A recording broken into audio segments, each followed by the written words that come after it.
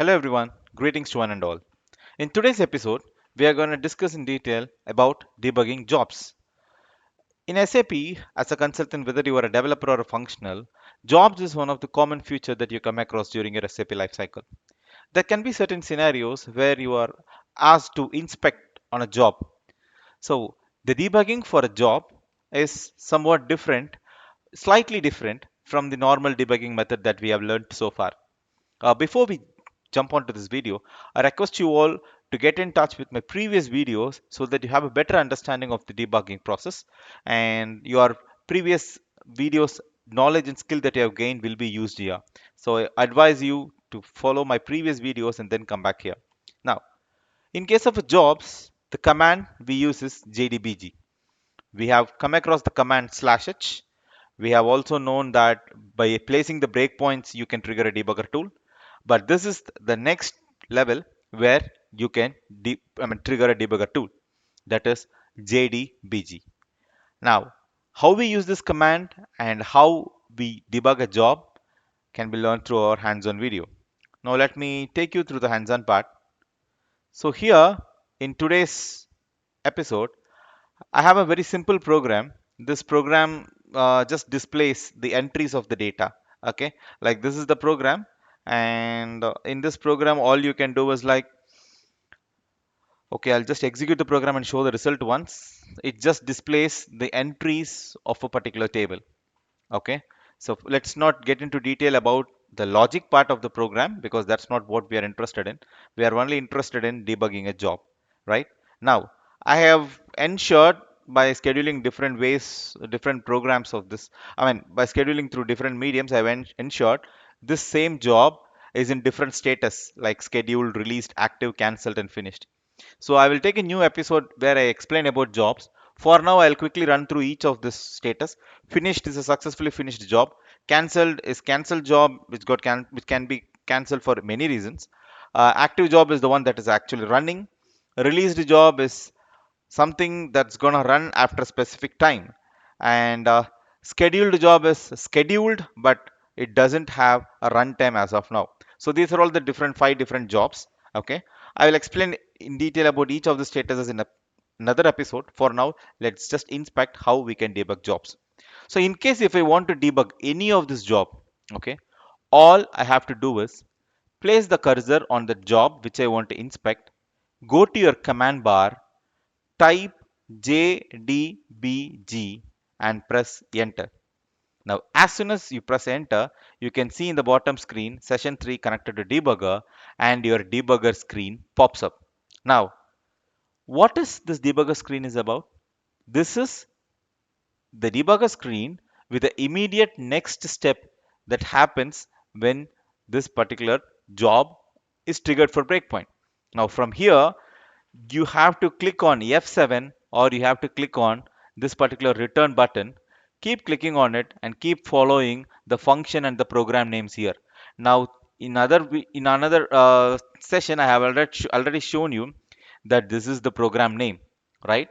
So with this detail, you just look forward in your debugger tool, wherein the program name here, which is the program name, which is here, which is the include name, and here it can be a function or a subroutine name. Just follow these things by pressing F7 each time. Initially, it has to run through some initial standard lines of code, and eventually it will hit the program that we are intended to debug. Now, if I keep on clicking all our SAP standard programs, now at a particular instant, we will connect with our program that runs the job. See, yes. So this is the program that I was looking forward to, and this is the include that we are in right now, and this is the event that got just triggered. So from here, I can start pressing F5, okay, or I can place the breakpoint wherever I wanted to, and I will go with my normal debugging. Okay, see, now I get here, I'm getting into fetch data. I can use all the acquired skill, my debugging skill, and I can get across through this particular debugging process. Okay. Now consider I have an event here. Yes, this is a local event. Of course, I can use this breakpoint concept as well. Breakpoint at, wherein I can use my method concept. I'll go here. I'll mention that it is a local class in the program. And first I need to mention the program name. The program name is this. And here I'll mention the program name. Here I'll mention the local class. Sorry. The local class is LCL underscore Z29 underscore tab. And then the method name would be fetch underscore data. This is the same method name that I see here, right? And I'll proceed further. You see automatically a breakpoint is placed. And if you go to the breakpoints tab, you can see the breakpoint is placed. There are two breakpoints. One I just placed before. That is a debugger breakpoint. This is also a debugger breakpoint. And I can proceed further and I can execute this and I can debug whatever I wanted. So this breakpoint and placing this class event is something that we didn't cover in our previous episode where I taught you about the different breakpoint options. So in this episode, luckily, we had a good example to cover that topic, and henceforth I added that topic here. So coming back to debugging jobs, so it's pretty simple. Place the cursor on any of the job with any of the status here. Place the cursor here, okay, and then go in the command bar and type jdbg and just enter. As soon as you enter, the debugger tool gets triggered. Okay, now the point what I was trying to insist is here, there are two different ways. One is going through the initial standard program by following through carefully on the top bar wherein your program is getting called, right? Now, how will you know the what program is called directly? Click on this job, okay? Click on the step detail here. Here it will tell you the program that is being used. Make a note down this program, okay? Either you can note down this program, okay? Go to SC38, okay, and then try to understand the program concept, what it is used.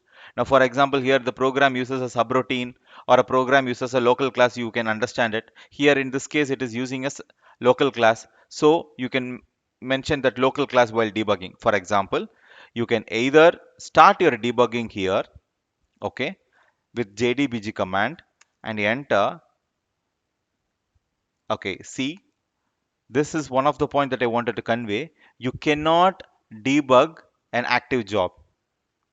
Okay, so remember, an active job can never be debugged.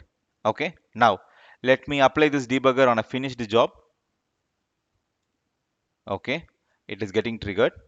Now either I can keep on pressing F7 and I can reach out to this particular program by watching closely here in this monitor, or since I already know the program and other details, I have scanned the program by checking what is the program that is used on this particular job. I'll go to the breakpointed statement and I can either use the subroutine, wherein if a subroutine is used in the program, I'll mention the program name and I can mention the relevant subroutine. Or if the method is being used, I'll go to the method. If it is a global method used, global class is used, I'll select global class, or I will use the local class here. Okay, then I'll press this. I'll mention the program name, I'll mention the local class name, I'll mention the method that I'm checking, I want to check, which is fetch underscore data, and oh sorry, uh, then I'll mention fetch underscore data, correct, and I place the breakpoint. You can see here my breakpoint is placed.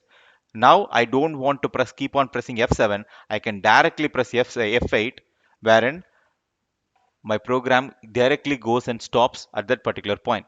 So here I can avoid the tedious step of pressing F7 continuously, and I also need to be carefully watching whether my program is being called, etc. stuff. So instead of to avoid the tedious steps, you can directly maintain the breakpoints at any of this possible option which you are sure of. Like you can either, if you are sure of a statement or a subroutine or a function model that is called in the program, or the method, or an exception class, or a message, if you are sure about any of the things that's happening in the program, you can directly place a breakpoint in the debugger tool through the job jdbg command, and then you can directly reach to the point.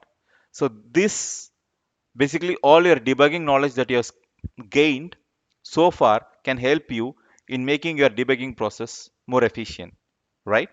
So this is how you debug a job. Now I told you a job, for a finished job you can debug.